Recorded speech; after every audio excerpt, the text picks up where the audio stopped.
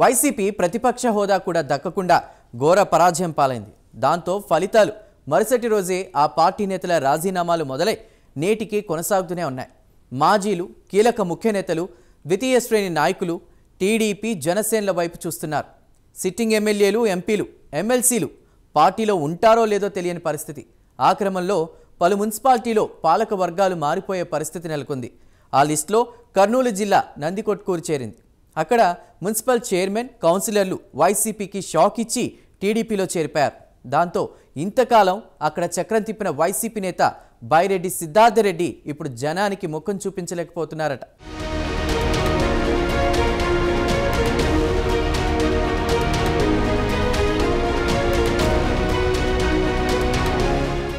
వైసీపీలో ఎవరుంటారో, ఎవరు జంప్ అవుతారో అన్నది అర్థం కాకుండా తయారైంది. టీడీపీ, జనసేనలు గేట్లు తెరిస్తే ఆ పార్టీ ఖాళీ అయ్యే పరిస్థితి కనిపిస్తున్నా అధికార పక్షం నేతలు మాత్రం వెయిట్ అండ్ సీ పాలసీ అవలంబిస్తున్నారు.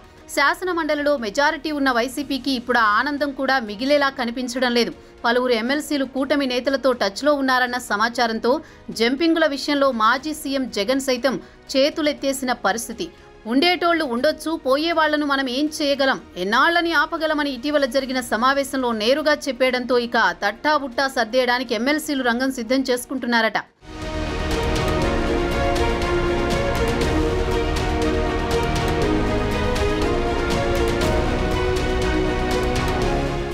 అదలా ఉంటే వైసీపీ తమ కంచుకోటగా భావించిన కర్నూలు జిల్లాలో ఈసారి ఆ పార్టీకి ఒకే ఒక్క సీటు దక్కింది.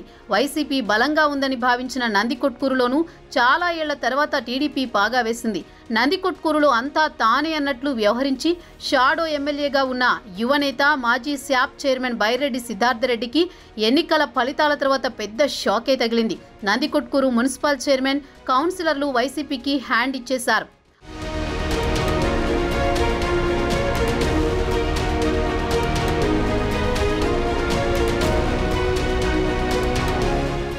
మున్సిపల్ చైర్మన్ సుధాకర్ రెడ్డితో పాటు మరో 18 మంది కౌన్సిలర్లు, 2 కోఆప్షన్ మెంబర్లు వైసీపీకి గుడ్ బై చెప్పేసి బైరెడ్డి రాజశేఖర్ రెడ్డి సమక్షంలో టీడీపీలో చేరారు.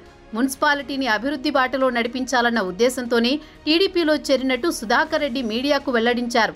కాగా నంద్యాల ఎంపీగా బైరెడ్డి రాజశేఖర్ రెడ్డి కుమార్తె బైరెడ్డి శబరి గెలిచిన సంగతి తెలిసిందే.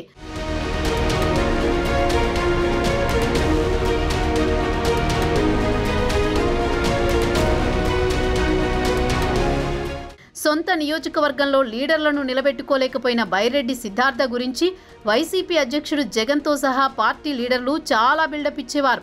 ఎంతలా అంటే యువనేత రాష్ట్రమంతా తిరిగి ప్రచారం చేసిన ఉడుకు రక్తం బైరెడ్డి అంటే లెక్కే వేరులే.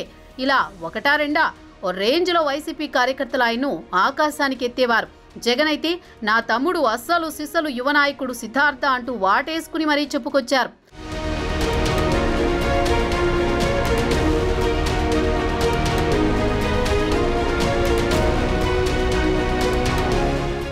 సీన్ కట్ చేస్తే రాష్ట్రం సంగతి దేవుడెరుగు. సొంత నియోజకవర్గంలో కౌన్సిలర్లను నిలబెట్టుకోలేని పరిస్థితి వచ్చిందని టీడీపీ నేతలు, కార్యకర్తలు బైరెడ్డి సిద్ధార్థను నెట్టింట్లో ఆడేసుకుంటున్నారు.